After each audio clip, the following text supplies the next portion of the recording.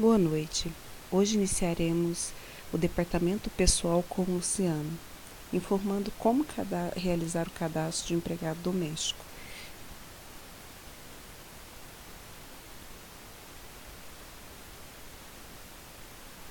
A partir da competência 10 de 2005, é obrigatório o cadastro no módulo do empregador, que existe dentro do site do E-Social, a fim de estar emitindo a guia DAI, que é o documento de arrecadação do E-Social. Para iniciarmos o cadastro, a primeira coisa que nós temos que fazer é consultar se esse empregado doméstico ele está qualificado dentro do site. Como nós realizamos essa consulta? Nós clicamos aqui em consulta primeiro, entramos no site do E-Social, depois aqui embaixo nós temos consulta qualificação cadastral e ele vai vir para essa página e aqui nós vamos clicar em consulta qualificação cadastral online. Clicando ali, ele vai te pedir 4 itens: o nome completo do colaborador, a data de nascimento, o CPF e o número do NIS, que é a mesma coisa do PIS, nesse caso aqui. Quando a gente clica em adicionar, ele vai abrir para você o funcionário aqui embaixo. Por que aqui embaixo? Porque nós podemos consultar até 10 pessoas de cada vez. Então, nós vamos informando o nome das pessoas aqui em cima e vai clicando em adicionar. No meu caso, eu tenho interesse somente em saber de uma pessoa.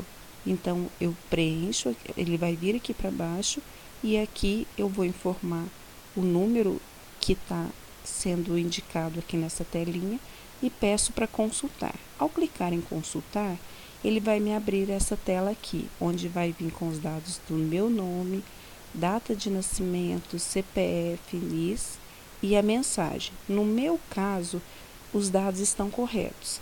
Se de repente a pessoa estiver com dados incorretos, aqui ele vai informar qual dado que está incorreto e aqui ele vai te dar as orientações de onde você consegue corrigir essa informação, ok?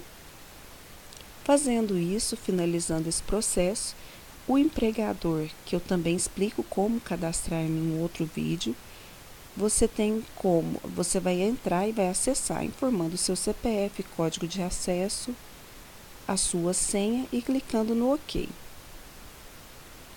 O que é necessário para fazer o cadastro de um funcionário de uma doméstica, por exemplo?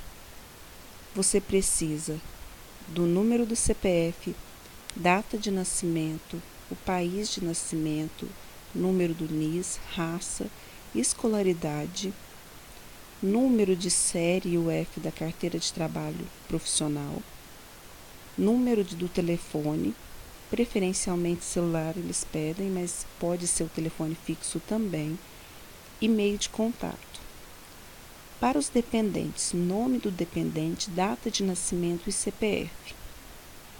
Para o endereço, você precisa do CEP correto, o número da residência, e para você fazer a parte do empregador, você precisa saber o tipo de contrato, se é determinado ou indeterminado, considerando que para informação de experiência a gente considera aqui como determinado, o cargo que a pessoa vai exercer, o salário e a periodicidade, que é se ele trabalha mensalmente, semanalmente, quinzenalmente, e também o horário do colaborador, tá?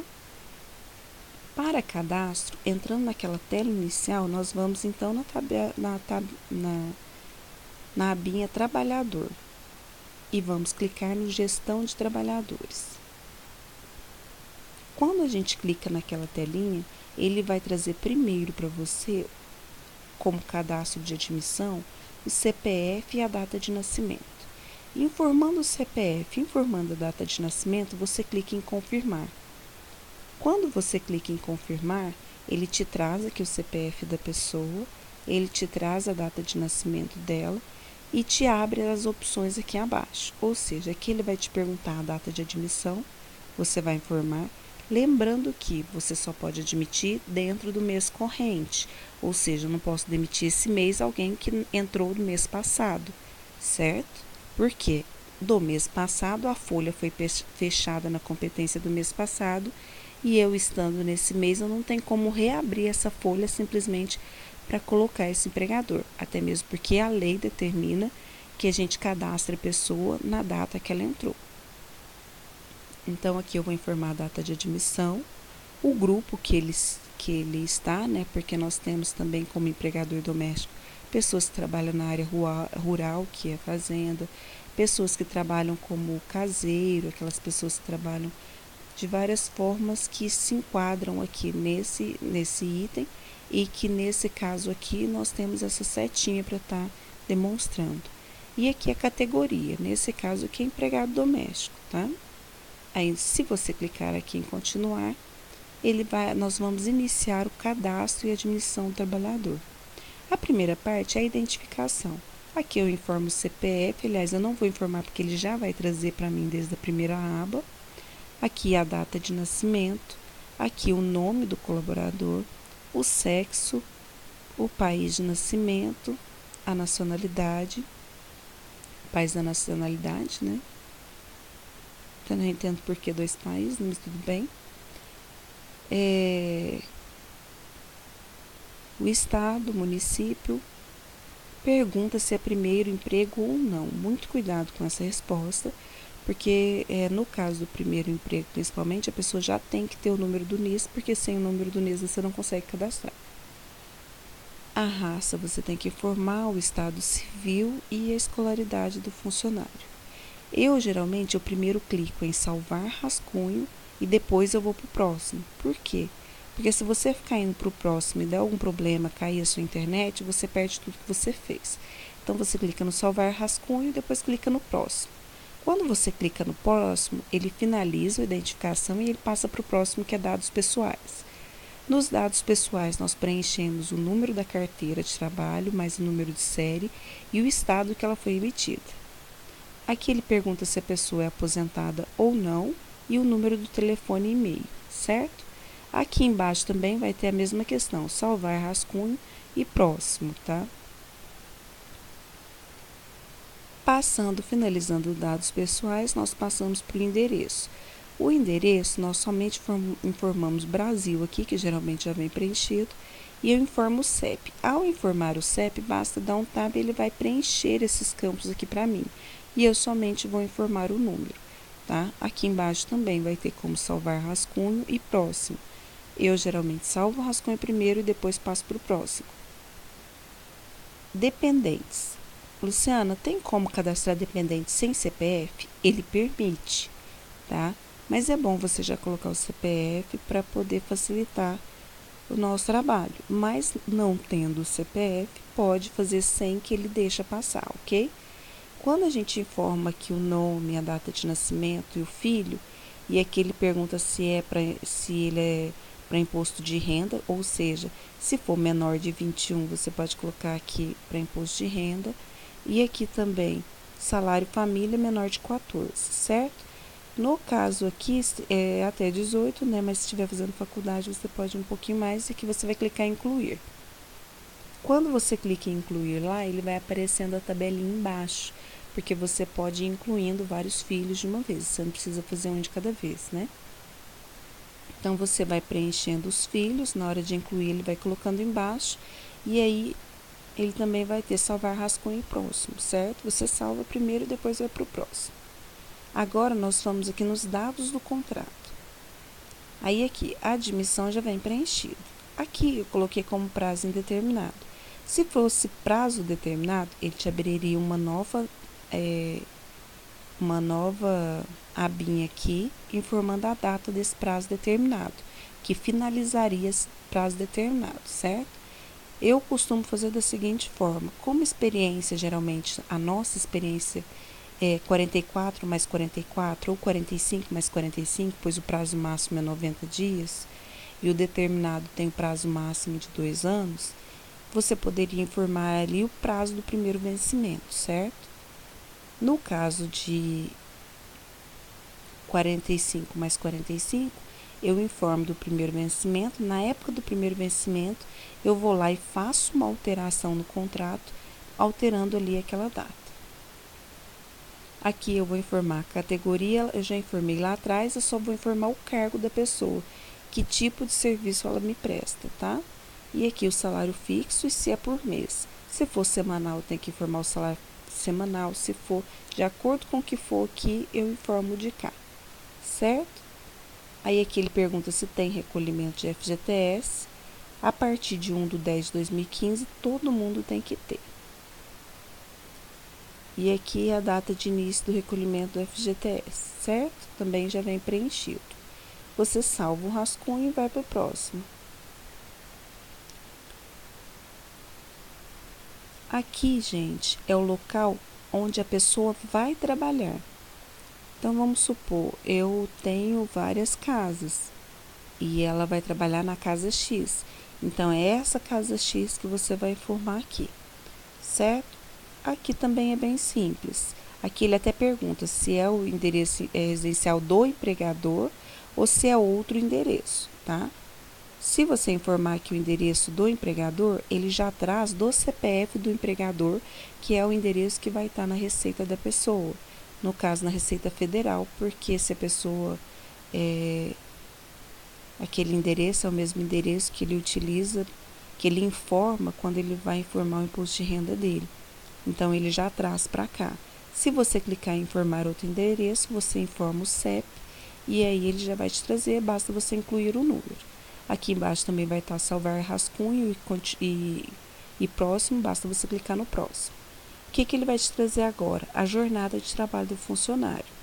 A simplificada, ela só tem esses 3 campinhos aqui, que é a jornada semanal de segunda a domingo, né, a jornada 12/36 e as demais tipos de jornada, escala e turno de revezamento.